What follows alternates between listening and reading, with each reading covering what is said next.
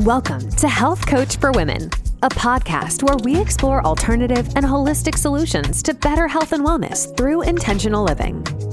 Now, here's your host, Marsha Roopchand-Walker.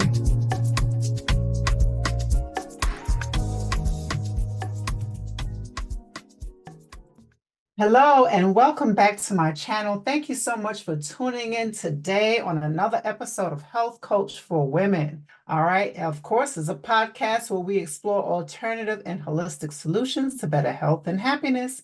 I'm your host, Marsha. Now, before we get started, I'd like for you to go ahead and hit that like button, share, and subscribe. And of course, I always have a quote for you.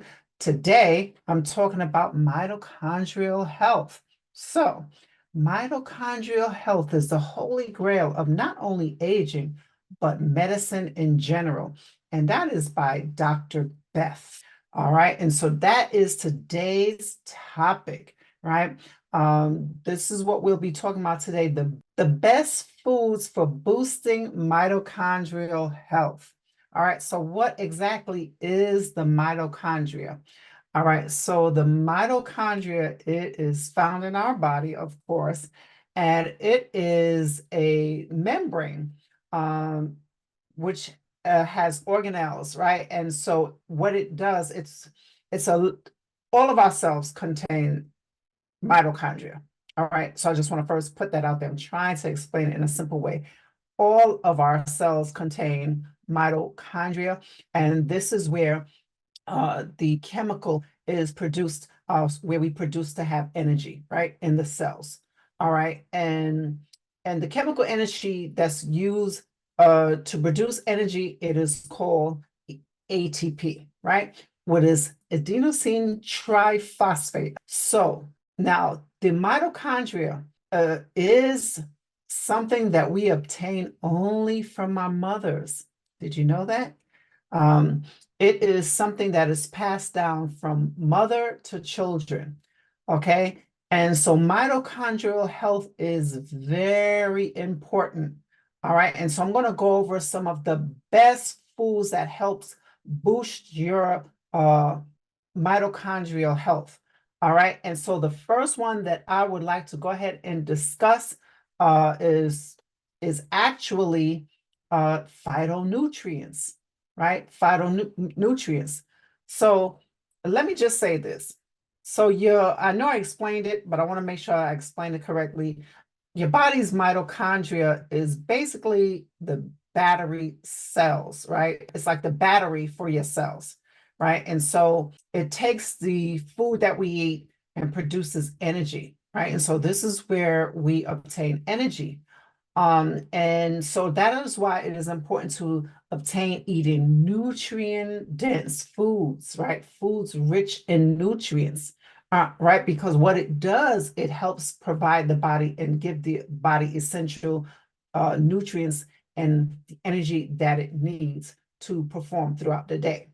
All right. So now back to phytonutrients, right? Now, the word phyto itself is broken down. Phyto itself is plant, right?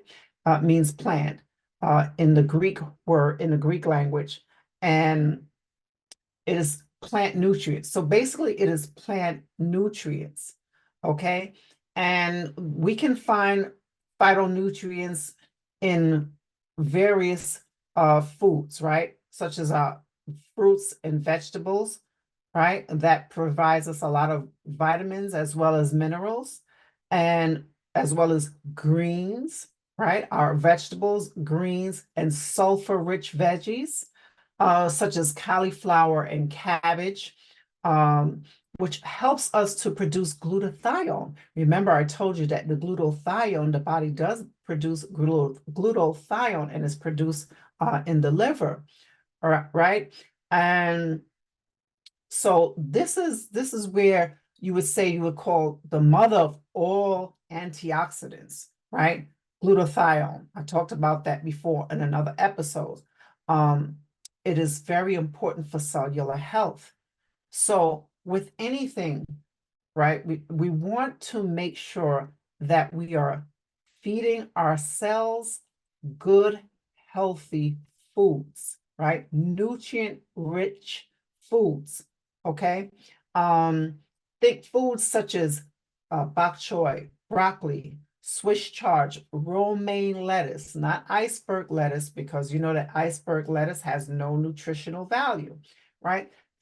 Things such as this, which we should be having at least 5 servings a day, right? We know that sometimes that's not possible, but we need to get it in as much as we can. Protein, right? How important is protein? Protein, right, is rich in amino acids, such as glutathione, right, that helps protect the mitochondria. And so it's important to remember that the quality is important, right? Quality rather than quantity is important. And it's important that you get it from the right sources. So things such as fish, if you eat animal products, fish such as salmon, right? Poultry, beans, lentils, nuts, seeds, eggs, and some red meat, right? And some red meat. So if you follow the Mediterranean diet, you know that the Mediterranean diet is basically more focused on plant-based, right? Rather than meat, which in the Mediterranean diet, they eat red meat sparingly, right? Meat is consumed sparingly. It's not that you don't eat it, but it's sparingly, all right? So we want to make sure that we have the protein. Another thing is omega-3, right? Omega-3s. Omega-3s is very important.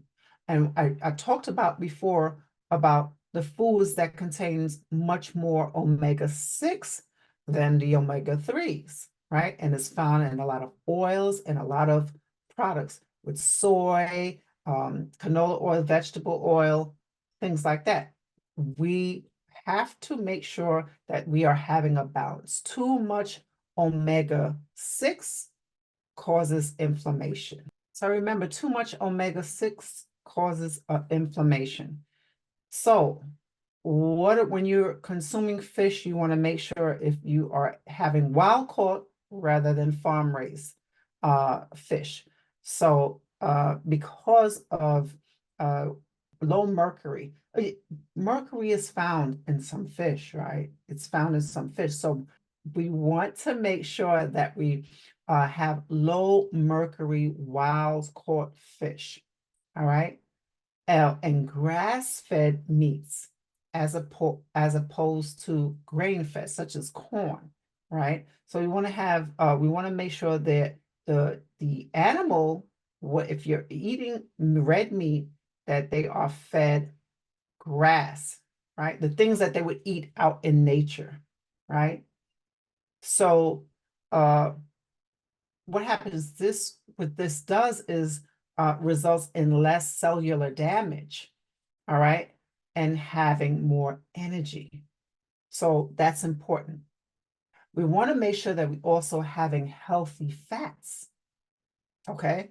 So healthy fats protects the mitochondria, okay? Healthy fats protect the mitochondria and anti-inflammatory issues, right? It helps with anti-inflammatory support. So now, even though the mitochondria can either use fatty acids or carbohydrates to produce energy, healthy fats is a lot more efficient and helps create helps to create fewer free radical byproducts. All right, so again, we recommend oily fish, avocados, okay, avocado, healthy fats, coconut oil, coconut, right, healthy fats, olive oil, flaxseed oil, okay? These are the healthy fats you should be choosing from, all right? Another one is bone broth, okay? Not too many people see that as being a booster, right? For mitochondrial health, right? Or wasn't even aware of bone broth and its benefits. So bone broth now is is believed to be contributed to mitochondrial health by indirectly protecting the gut lining. All right. And what it does, it delivers amino acids that helps the cells to thrive. All right. So bone broth, consider some bone broth. All right. And you can add a splash of vinegar to your salads, which helps to draw the minerals out. Did you know that? It helps to draw the minerals out of the bone, right? If you are struggling with health issues like chronic pain, being held back by past traumas, or feeling overwhelmed and hopeless, please know there is hope. There is help. Transcendence, a woman's guide to healing and self-love for better health, happiness, and abundance, is a blueprint to help you get your life back and reclaim your health. Within its pages, you'll learn how to elevate your existence by shifting your mindset toward the positive, focusing your energy on what's really important, using gratitude to feel deep appreciation, changing your gene expression through epigenetics, building resilience, and living in a state of flow, feeling love overflow within. Go beyond an ordinary life. Transcend. Buy it now. So you can have, when you have bone broth, you can add some vinegar to it. Now there's minerals that's in the broth, such as magnesium, zinc, calcium, boron, and more. There's more. All right. But even adding seaweed can be an excellent source of iodine. But now that moves me into the next thing, right? What is another benefit that you can, another superfood that you can use, one of the superfoods? Sea moss. Sea moss, right? Sea moss is another one, full of nutrients, full of amino acids, full of vitamins and minerals that you need.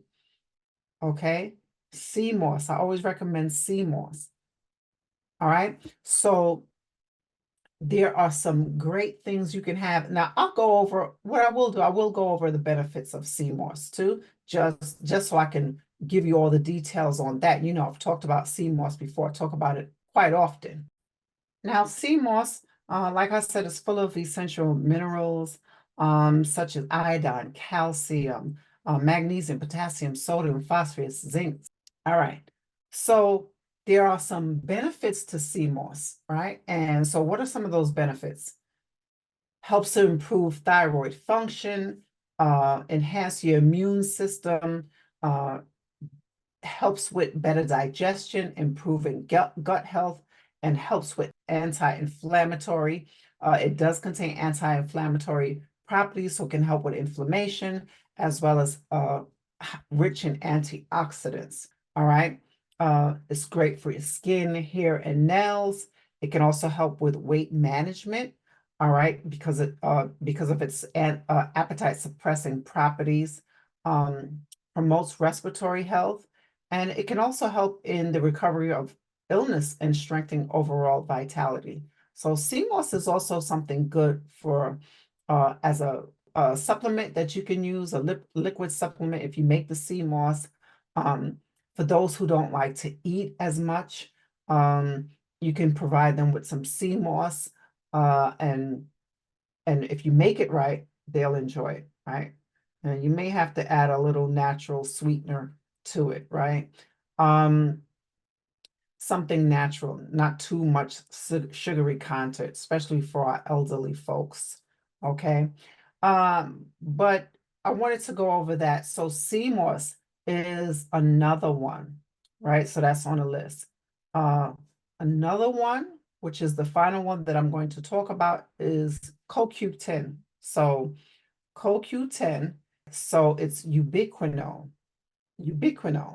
all right? And so with CoQ10, this is vital, okay? Now, it is a fat-soluble nutrient, and And what it does is it scavenges for the free radicals, right? It searches for all those things. And what it does, it cleans up the mitochondria. It helps remove those unwanted things that we don't want, right? It helps remove those free radicals out of the body, CoQ10, right? And it helps with this production, the synthesis of ATP, which we need, which is what our cells need. It's also great, has anti-aging properties, okay?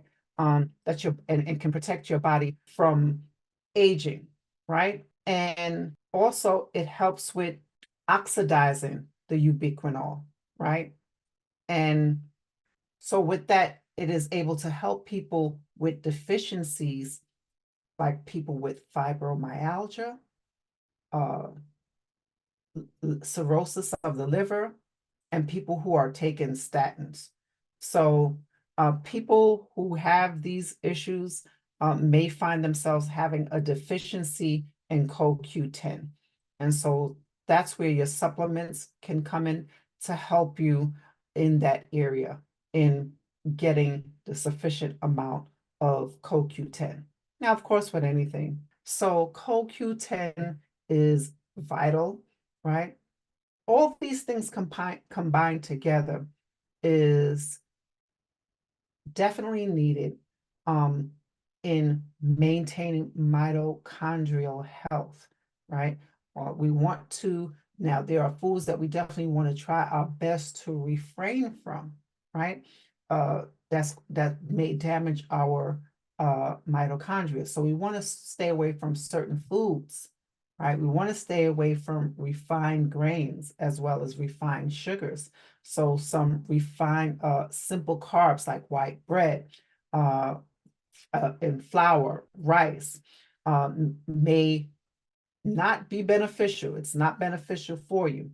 All right. So you don't want to consume many of that. If you can avoid it, fine. Brown rice, quinoa, okay, is better for you.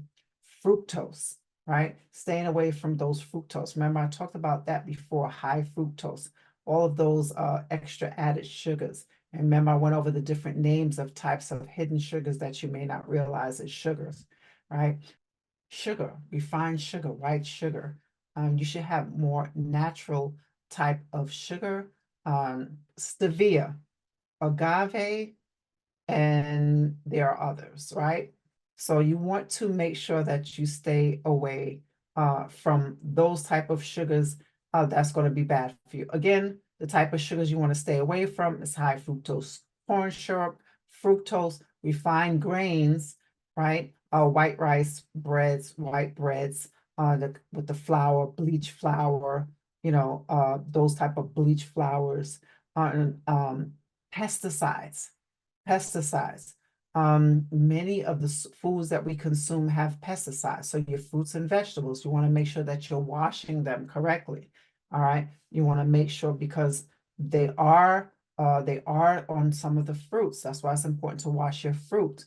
All right. And even coffee, guys, if you're a coffee drinker, you may want to consider using organic coffee, right? Free from pesticides, right? Sustainably sourced.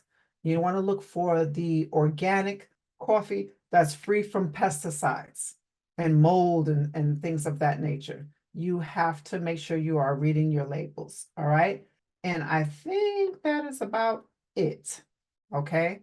I think I covered pretty much everything, all right? And so we want to make sure some of the best tips that we can do is making sure that we are getting our fiber, right? So our vegetables, our vitamins and minerals, right? Making sure that we have a well-balanced diet, having our protein, right? Which is a good source of protein. Again, you can have plant-based protein, right? But if you consume meat, there's the fish option. You have the option for fish, salmon, mackerel, red meat if you must, but grass-fed meats, right? And poultry, where they're fed organic food as opposed to the GMO corn. Okay, so you want the organic foods. You got to look at what the animals are eating, right? And so that's important. I won't go over that again. I talked about that before. I talk about that a lot in previous several episodes. Whole grain cereals, right? Whole grain cereals you should select that over refined grains such as rice and flour, right? And remember, it's okay to get some frozen fruits, okay? As if it's organic, that's even better, right? You want to go organic as much as possible, all right? And choose your fruits during the peak seasons, okay? And choosing healthier oils, right? Olive oil, right? Flaxseed oil, coconut oil, avocado oil, sesame seed oil, grapeseed oil. Those are the better oils for you, all right? And of course, you should be staying clear away from the sugary drinks, pops, because you know that they contain a large amount of fructose. Okay? All right. So I think I covered it all. I'm going to go ahead and wrap it up. And if you like this episode, please go ahead and hit that like button, share, and subscribe. But until next time, stay healthy, stay safe. Bye for now. Thanks so much for tuning in to this episode of Health Coach for Women with Marsha Roopchand-Walker. If you've enjoyed this episode, please feel free to rate, subscribe, and leave a review wherever you listen to your podcasts. That helps others find the show, and we greatly appreciate it. Once again, thanks for tuning in, and we'll catch you in the next episode.